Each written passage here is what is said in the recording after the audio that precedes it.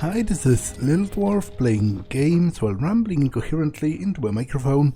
Why? Well, just because I can, and they continue with Stygian, Reign of the Old Ones, blind. I am willing to give the fight in the bank a couple more tries.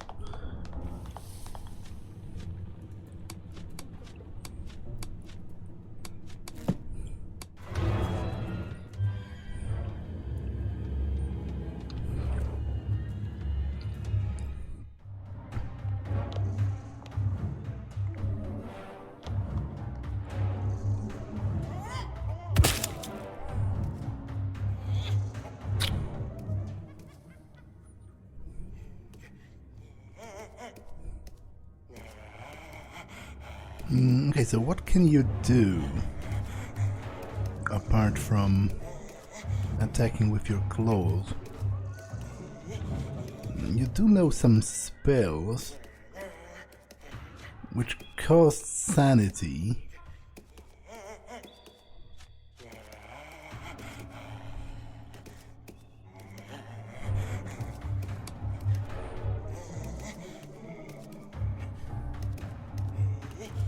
Let's try that though. You do have quite a lot of sanity, so should be alright.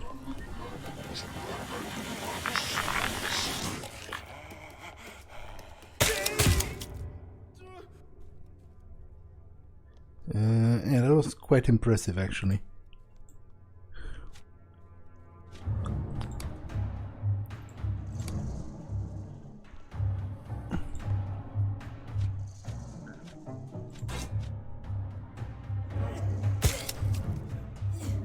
Oh.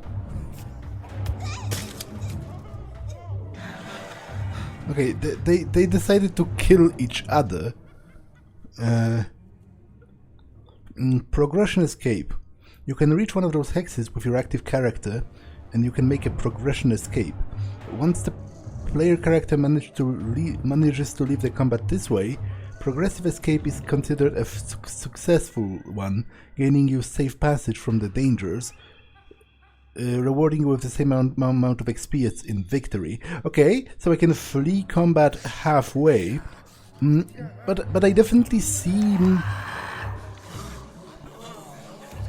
well poised to actually win this, so I'll stay in combat.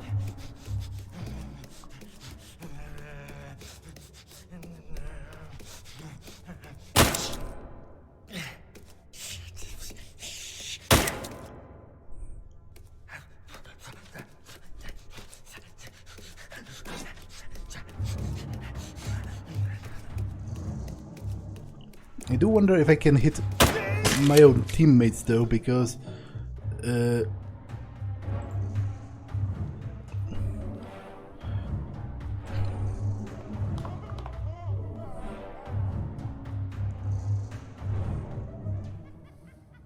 normal hit probability. Okay.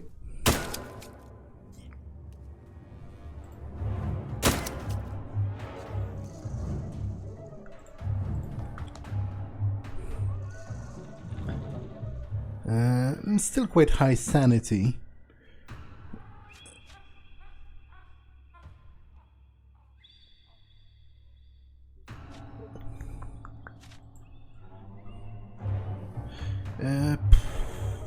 Yeah, I guess I can cast the acid.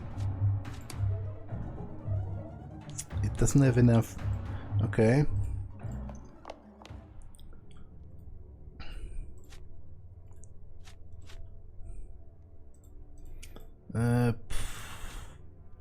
Guess I'll defend then.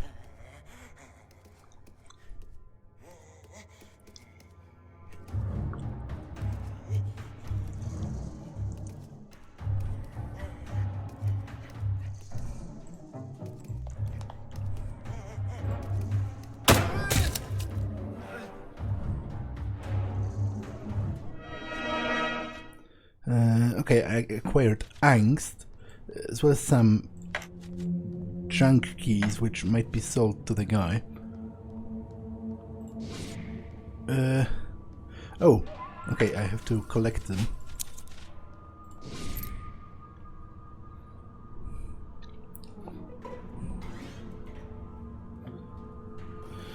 Well, I guess I at least survived that encounter. Winning more and losing less seems to be an investor's fundamental principle nowadays.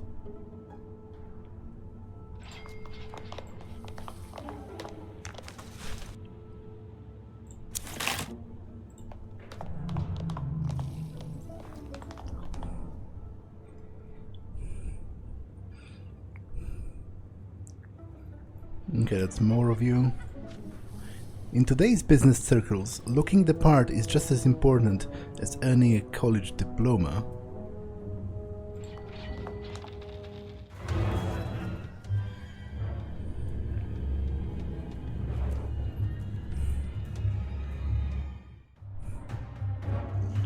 And there's a lot of them.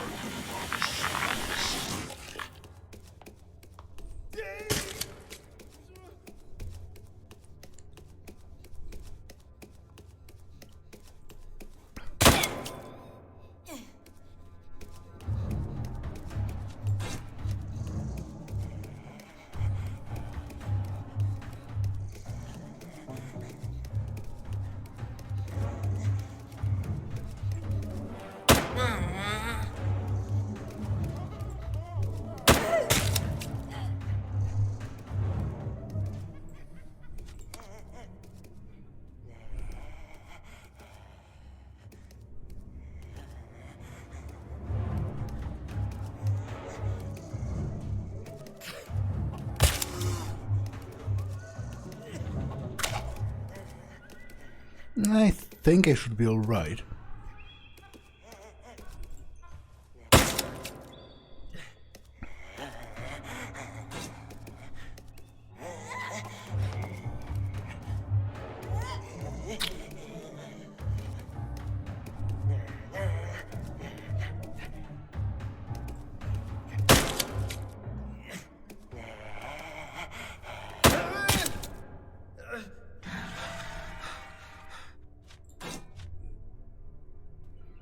Okay, still have some sanity left.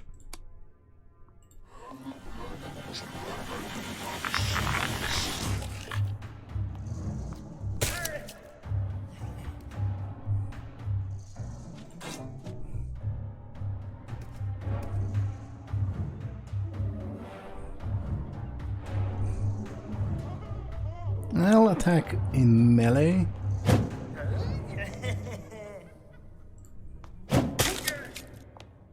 Okay, that's not too impressive.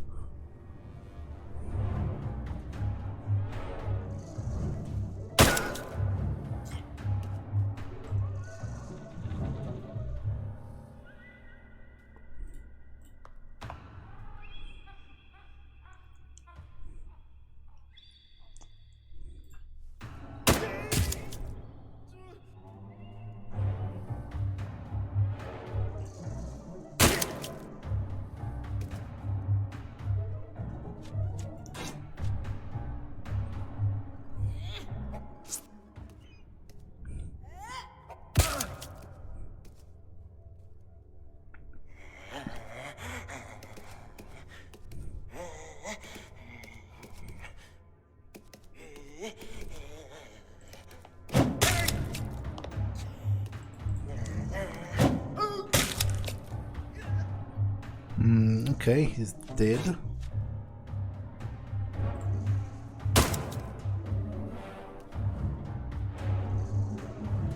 Out of ammo.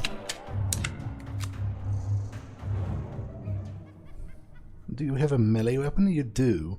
Maybe I should try to conserve ammo more.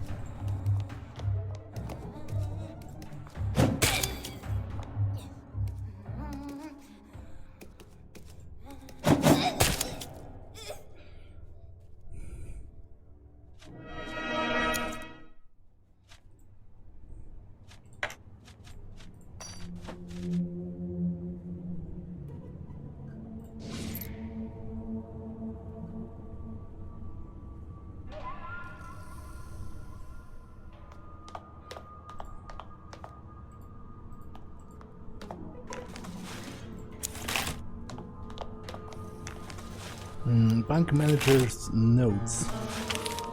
Number 2. But stranger still, I swear by our Lord and Savior Jesus Christ that he knew about Frederick. He knew of my only son, about his incurable disease, and not just about the fact of it, but every symptom, every maddening detail. He claims to have a certain power that he could cure my boy. All he asked in return is that I install on his behalf a safe marked with the number 0. It would be our little secret. Well, I happen to have the key for that safe. Is that it? This sturdy safe is surprisingly unspoiled, thanks to its dependable locking mechanism.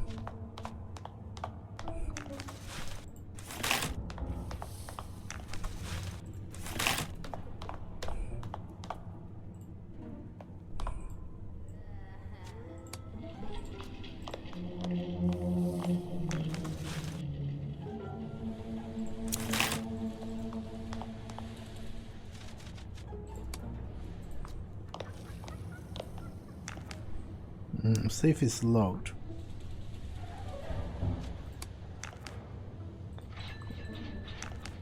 Well, don't I have a key for that?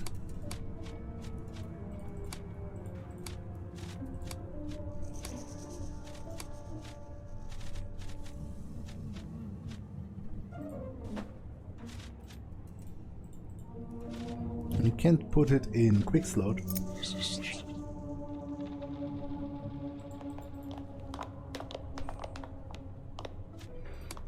So I take it it's not the key for this.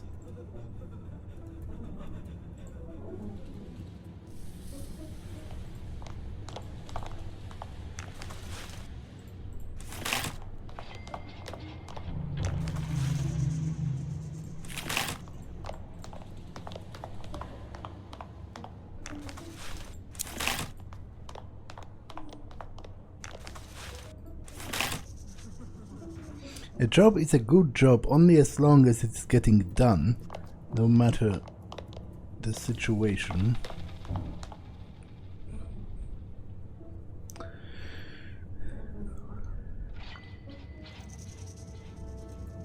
I know what you plan to do.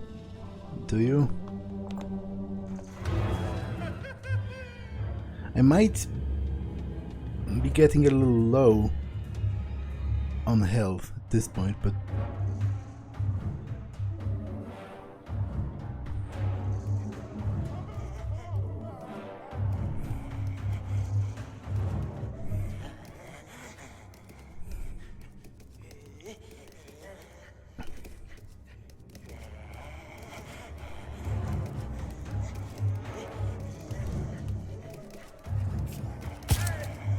okay, they're attacking each other, which is pretty great if you're me.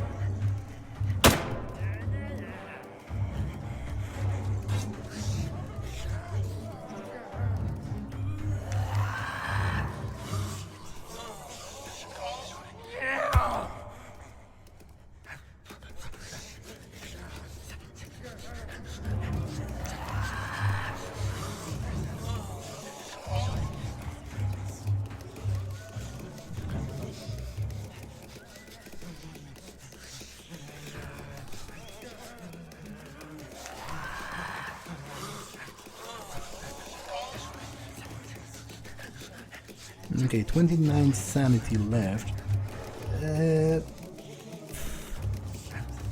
I think I can afford this once more.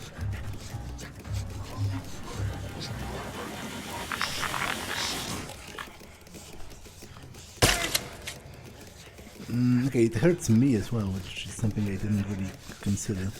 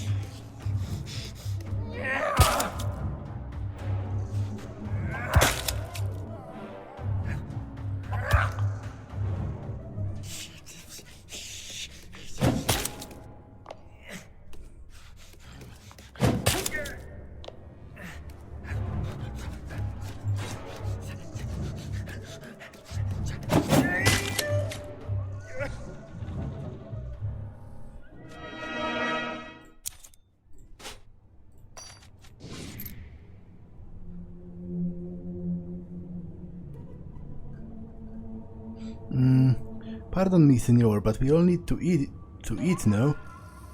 I did my duty as your protector. I wish I could stay for a warm smile, but life is no fairy tale. You wish me to stay? You pay. Alright, I think I can afford it for now, and it's definitely useful. Gracias, senor. I'll be at your side until La Diosa Fortuna betrays me, or until you run out of tobacco. Let's go. He is pretty useful, so I guess he isn't considered a true companion because I need to pay him. On the Origin of Species, which is Darwin's most famous book, Darwin's contribution to the rational empiricism was crowned by his treatise on natural selection, the cornerstone upon which the cycle of evolution stood. It's for rational characters.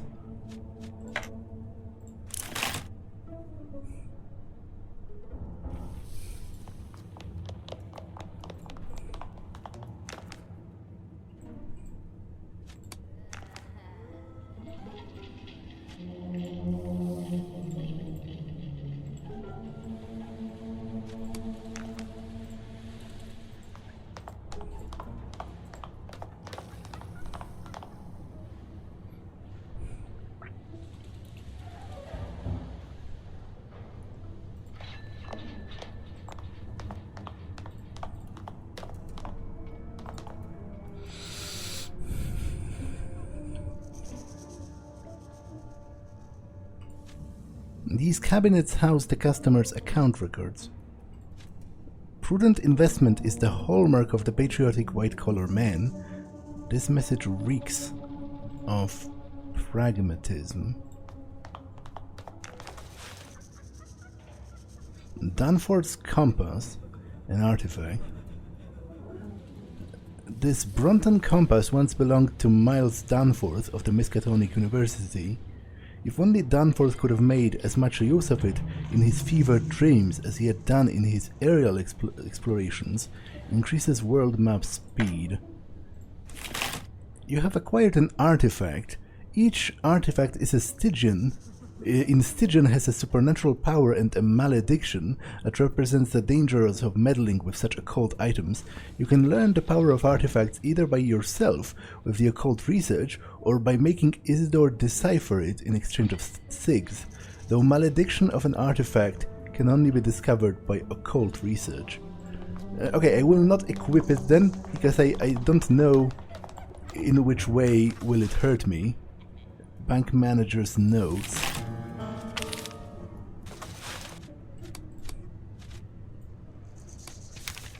However I try to erase it from my mind, I cannot forget the man's reply when I asked for the significance of the number 0. Well, little man, every countdown ends with a 0, does it not? This safe will be necessary after the end of all that is. God forgive me, but I did as he asked. I concealed the accursed safe in the wall of my office 2 nights ago. It seems that the damned motivational poster served a purpose after all. I swim in dark waters now, and God forbid, should I vanish. Okay, so it's hidden behind one of the posters.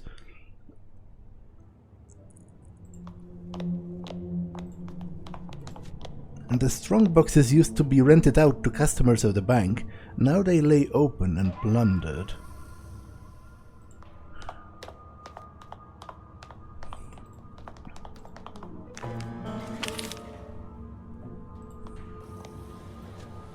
The haphazard effort to brick up the hole in the wall suggests that someone wishes to conceal something behind.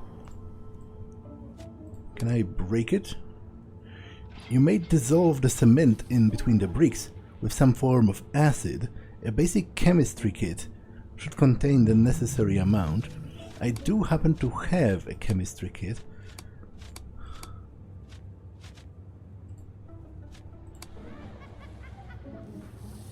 You managed to dissolve the cement and uncovered the locker numbered 0.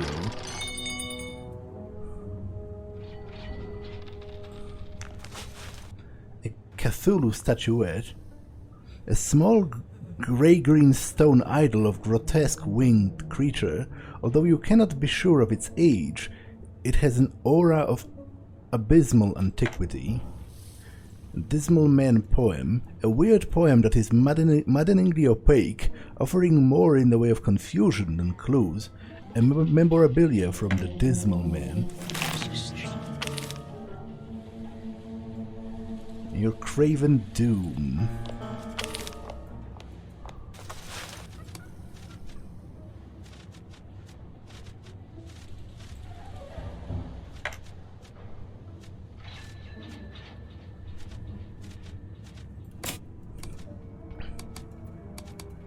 Unlock the mystery of the key numbered 0. Case notes.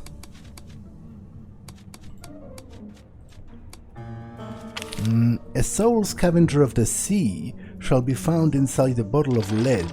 The last wish of bodiless starfarer shall be heard from a mouth not of flesh.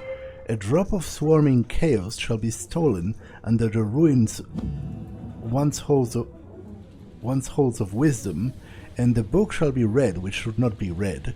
Only then you may wish to call me by the timeless stones on the nameless isle. Only then you may wish to walk by me between the endless realm of pitch black. Okay, so bottle of lead, mouth not of flesh. So that might be a record of some kind, you know, words spoken by a mouth but not of flesh, rather of metal.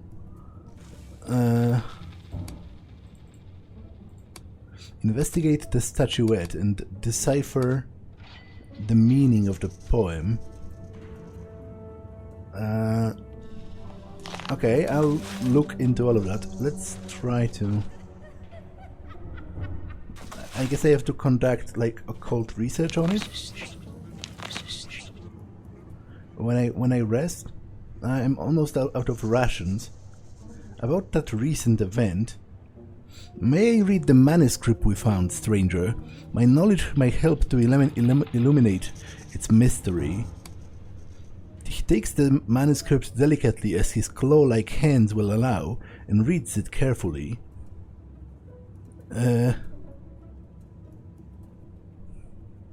What can be the scavenger of the sea? Perhaps a sea monster of some kind? I've read about all kinds of the sea beasts in my dusty tomes, gargantuan devils that can sink galleons with their feelers, hunters of the dark waters with razor-sharp teeth. What was meant in the line about the bodiless starfarer? I know there are celestial beings of great power journeying across the endless blackness. Could it be one of those? What do you mean what do you think the drop of swarming chaos symbolizes? This reference is too vague to make a reasonable guess. And the book that should not be read? Why seek a book that should not be read? Such knowledge is often followed by damnation. Where do you suppose we might find it? The depiction resonates as a tome of the dark arts to me.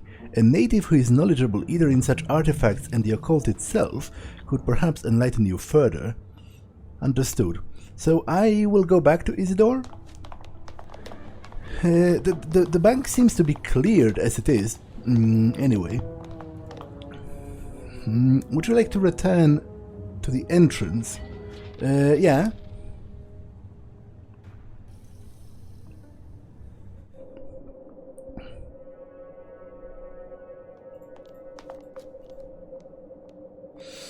Who was that? A raving lunatic, one of those fucking wackos who couldn't face the new order of things and completely lost it. They seem happier than most, though, and I'm happier when I see one of them with a sucking hole in his chest. Like, I can't fault you for that too hard. They do seem to be pretty crazy, and dangerously so. I need to buy more rations and possibly also more ammo.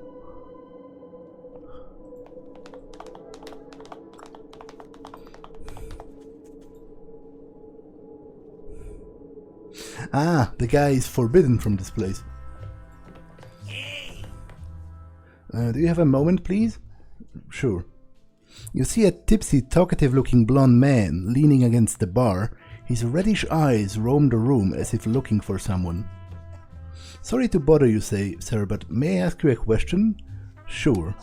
I have just arrived at Marino's fine establishment, and I was curious whether you happened to see a rustic-looking fellow hanging around outside. I didn't? You didn't? Good. I must have been imagining his primitive gaze upon my back. Let me introduce myself. I'm Stanley Fedkin. I used to be a lecturer in the literature department at Miskatonic before committing wholly to my true intellectual passion, the study of folklore. But we can talk more about that later. In the meantime, may I buy you a drink, sir? No thanks. Your choice, sir. I merely wanted to set the mood for some civilized conversation. Now, what were we talking about? Why are you looking for the rustic man? I'm afraid he is the one who's looking for me. I've had some minor problems with my current employer. Nothing I can't resolve, of course, but I suspect he may have sent that illiterate to find me. And who is your employer? He is a foreign investor interested in my advice. I see. Of course, sir. I'm glad to have the opportunity to engage in intellectual conversation with another sophisticated mind. Rare in this town, huh? But what about me? Enough about me, what's on your mind? You mentioned Miskatonic. Did you mean the university on the main street? No, I meant the river. Don't people learn about major water bodies in school these days? Forgive me. Sometimes the sarcastic Stanley takes hold. Yes, I used to work at Miskatonic University. It is of no boast to say that I was a mighty fine instructor during my time. What a sad day it is. It must have been when the students learned that I have chosen the path of wandering folklorist. What have you been studying lately? I see I have aroused your interest. I have been known to have that effect on people, being of intellectual inspiration and all. To get to your question, I've been in Vermont recording the legends of the winged ones of the hills, a very profound topic indeed. From Pennacook myths to legends of Governor Wentworth's colonial grants, you will find mentions of those winged beings from the skies. Whispers of these creatures may be found even in the folklore of the distant Himalayas. There must be a reason for such a widespread belief, right? And what do you suspect is the reason? There are things I'm not willing to share for the benefit of the public good, and there are things I'm willing to share for the benefit of the public good, and then there are things that I am not. Well, another thing then. You study folk tales, New England folklore to be specific. I'm sure you've heard of my book, Kingsport Folk Tales. It was very well received in academic circles and among more common readers too. You must have at least heard about it, right? No. You haven't? Perhaps you aren't as erudite as I first believed. He seems disappointed. Otherwise, you would certainly have known about a book of such cultural significance. Is there anything you aren't good at? Other than vulgar athletic disciplines? No, I don't believe so. I have always maintained that with a healthy brain, you can achieve anything. Remember these words, sir. Invest in your brain. I'll keep that in mind. Goodbye. So soon? Alright, leave, sir. Your choice. You're no different, of course. Sorry? Can't you recognize a person of natural quality? Do I have to tell you that out of all of those people, all these clueless illiterates, I, Stanley Fedkin, have possibly discovered an escape from this hellhole? I was chosen. What are you talking about? Nothing at all. Damn this vile whiskey of yours, Marino. I had better take my leave. Possible exit. Well, I have a feeling I'll come by this guy again. You know what? I have rethought my stance, and you may come with me to look for your husband if you want. Let's look out for that Randolph of yours. Thank you, sir. I had a vague feeling you would come back. It would be foolish and discourteous of me to refuse the invitation of someone who's my only link to Randolph. I hope that this time I won't become as much of a burden to you. Well, I'm intrigued, about as intrigued as you are about Randolph, so shall we?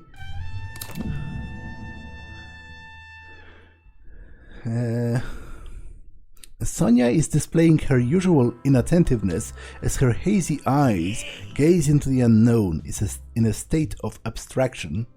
What do you think about this poem? Show her the poem you found inside the Bank of Arkham.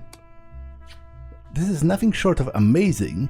It displays characteristics not unlike the texts of Egyptian theosophism, perhaps heralding a dark prophecy. It reflects a devilish mischievousness which reminds me of Randolph's own crypticism that is so abundant in his work. It seems to be written with a dense, almost blood-like ink. Sonia is displaying her usual inattentiveness. Well, actually, that was pretty in-depth. That was more information than I anticipated she would have on this. What about you? Well, I guess you don't have any opinions on it. I need a drink. Or more specifically, I need rations.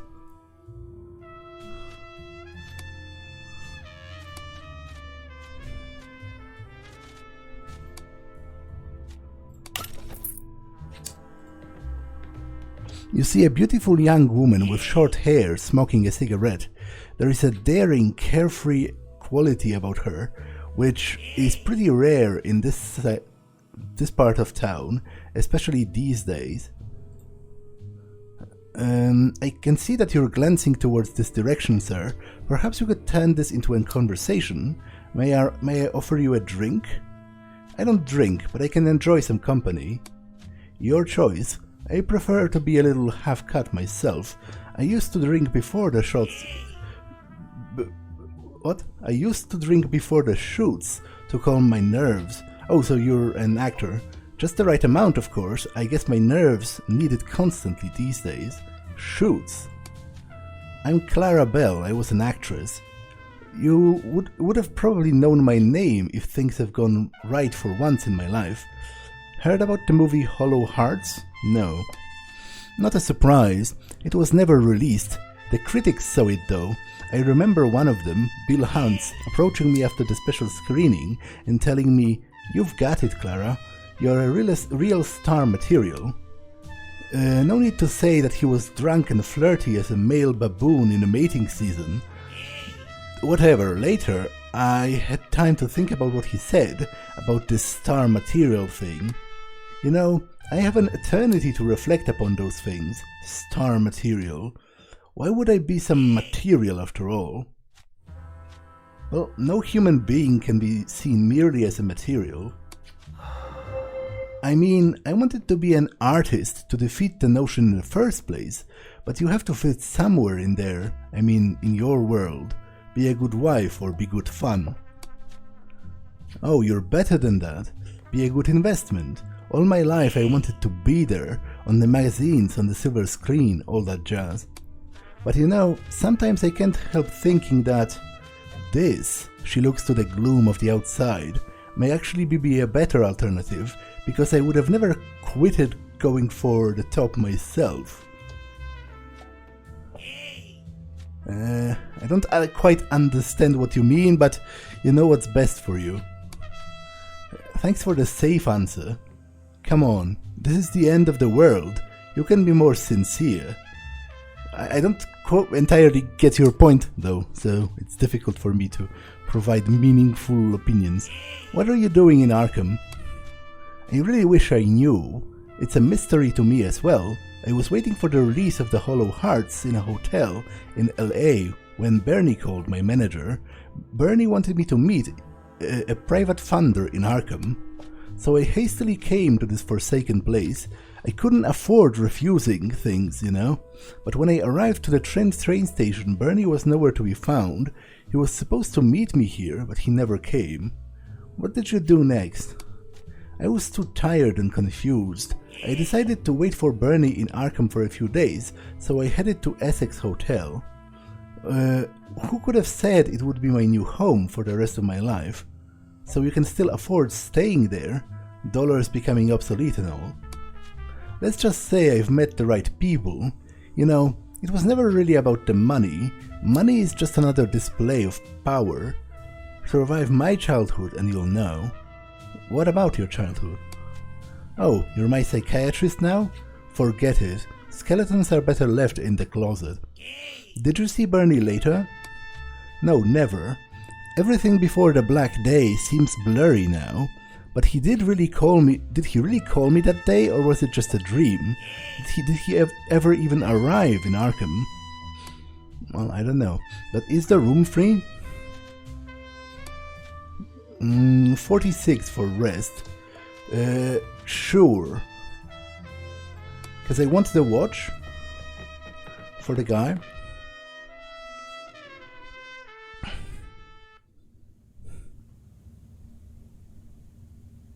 Oh, you're sneaking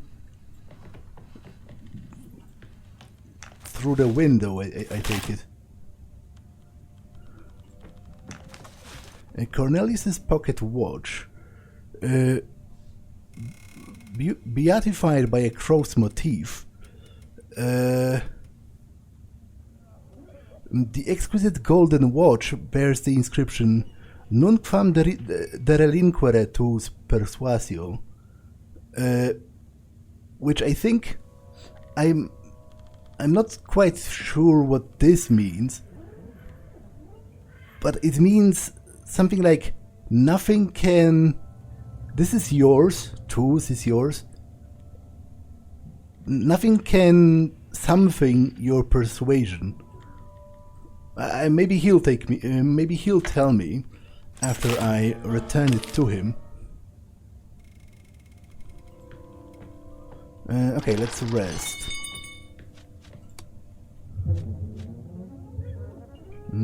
I can't do...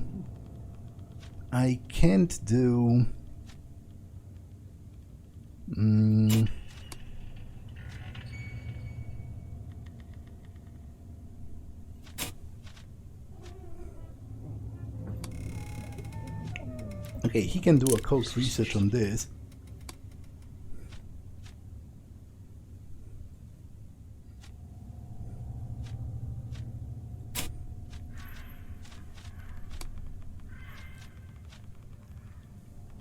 I have almost full sanity, so this doesn't really matter.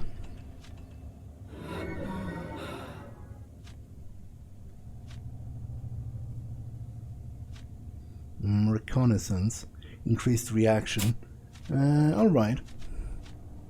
Let's rest.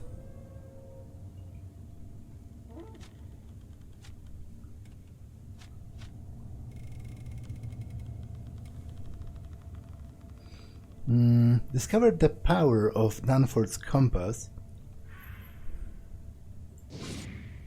Well, what can you... Oh, okay, she has a...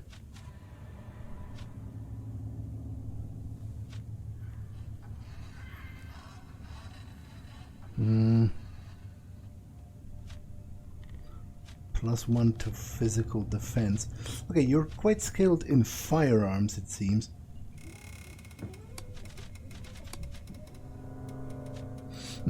She's humanistic as well, so we should get along quite nicely. I'll give you the dodge for better survivability.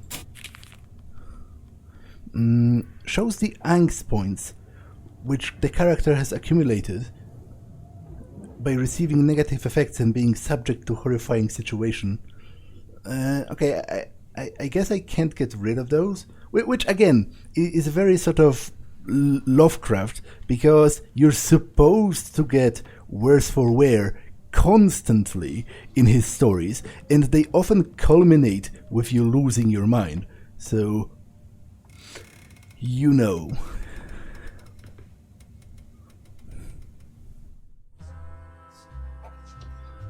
But what does Danforth's compass do? Increases world map speed. Yeah, but I knew it already, so how does that help me?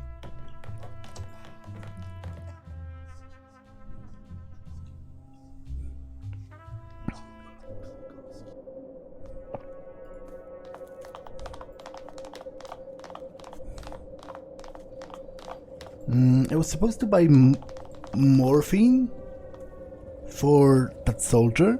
I'll see how expensive it is.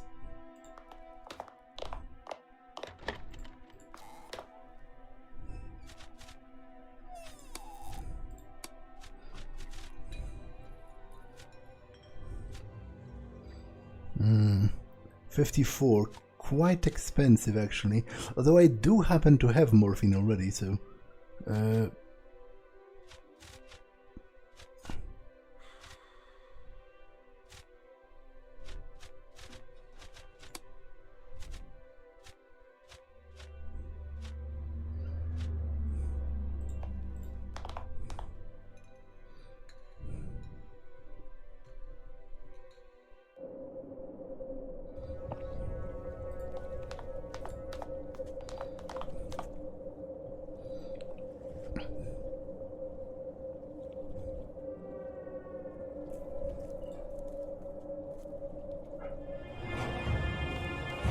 a rustic-looking fellow approaches you with a note in his hand.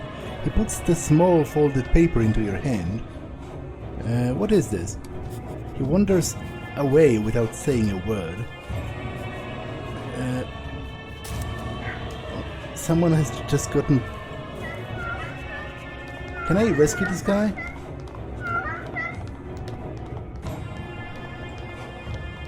I don't feel safe here. I guess I can. I have something to say.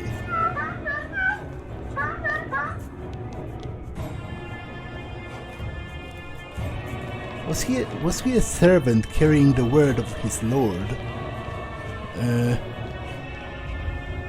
Well, I don't know. Possibly.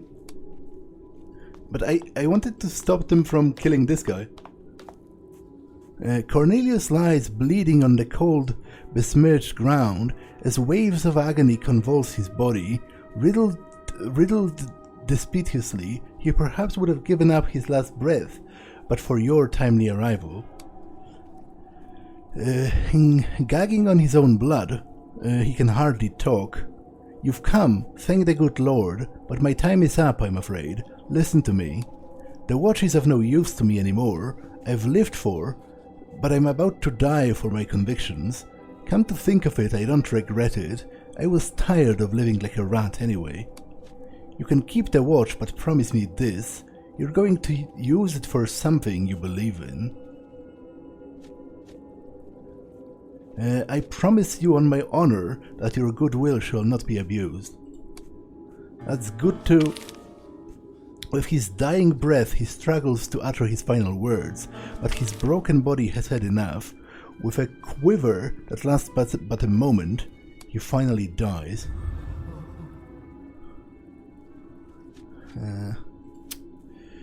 Bearing witness to the brutal stabbing of Cornelius has planted in you a concrete idea about the consequences that may await those who get marked by Arkham's new ruling elite.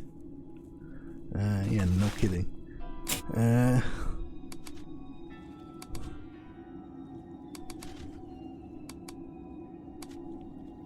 Fulfill the dying wish of Cornelius. Donate the pocket watch to someone in need. Well, there is the soldier who's looking for the woman he loves. And there are also some children.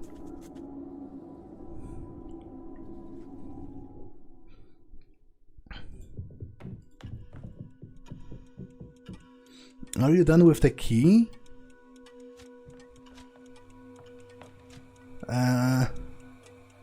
Not yet.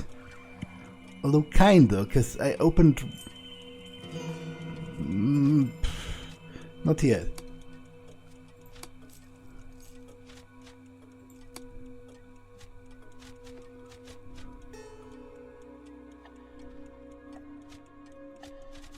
I kinda don't care about this. Seems a bit useless.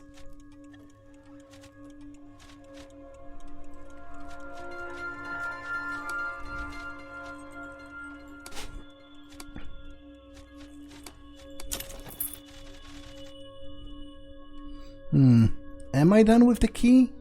I guess. I've already opened what it's supposed to open. I'll keep it for a little while longer.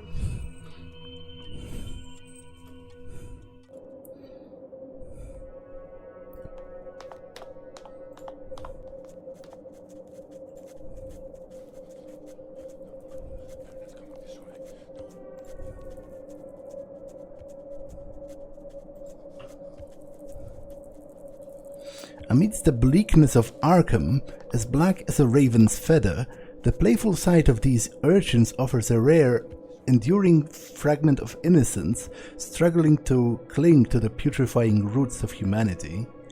One among them, a scowling boy, approaches you, showing not as much hesitation as juvenile curiosity. What do you want, grown-up?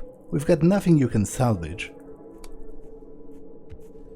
He's trying to reassert himself with a tough, unwavering attitude, suggesting that they've been subject to nothing but neglect and mistreatment since the Black Day. This barrier of cynicism is what ensures their survival. No need to be alarmed, kid. I come in good faith. I don't believe you. He surveys you from head to toe with skeptical eyes. But you might be needing this more than I do. The luster of gold-plated watch is only eclipsed by the sparkle of wonder glinting in his round eyes. Is this for us, really?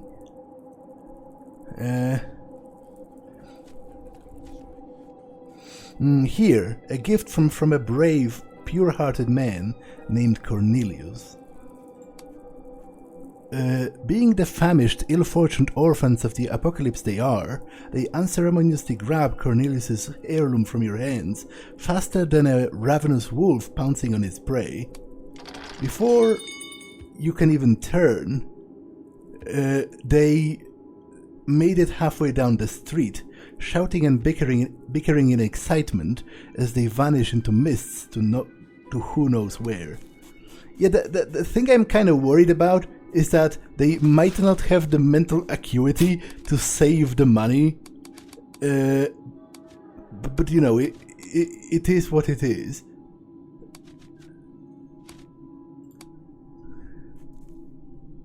Hopefully they'll live a little while longer because of this, at the very least.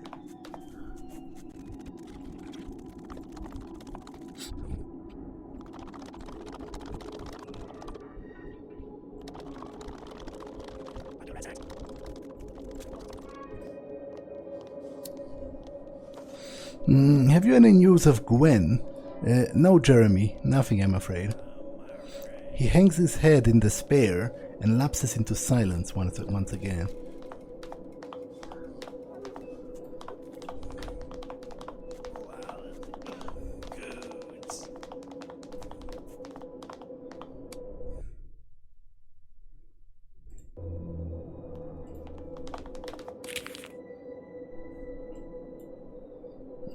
Do I have anywhere else to go? Doesn't look like it. So I guess I'm missing one of the locations that are already here. Miskatonic University, Riverside, French Hill, but I've been to all of those places. So, well, I guess I haven't been to Miskatonic University because the way is blocked.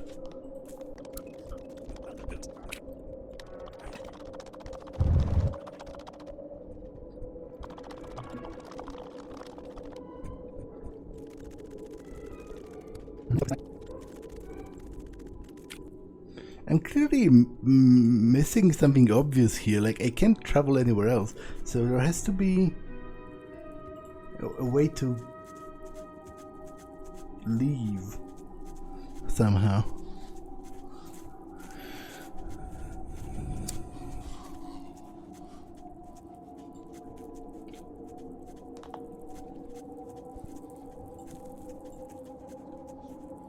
What do you want, grown-up? We've got nothing you can salvage. I'm not like other grown-ups. I've come to give, not take. Oh, but I've done that already. What are you talking about?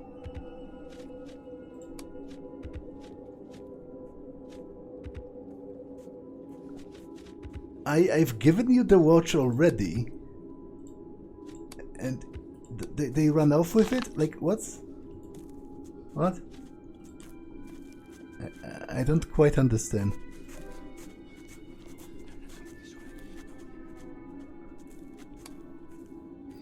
What do you want? Can I come in? No. That's fair. To be honest, that would be fair even before the apocalypse.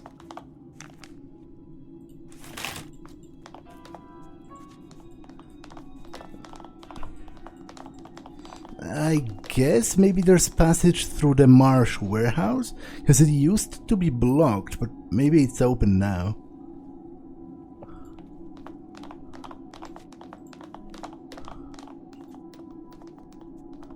I'm in the middle of something here.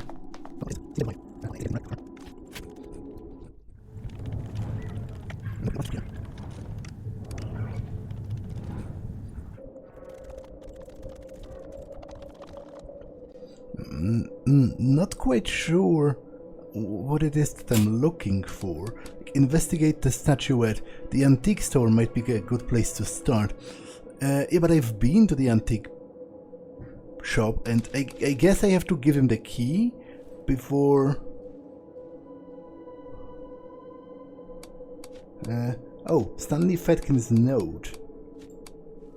I finally found the exit I mentioned to you. Meet me in my house at number 39 Main Street. Okay.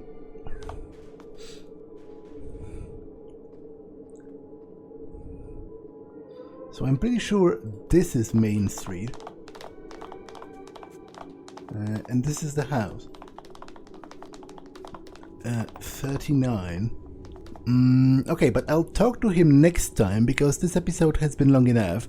So I'm going to save and end it for now. That's all for this one, and I will see you in the next one. Bye!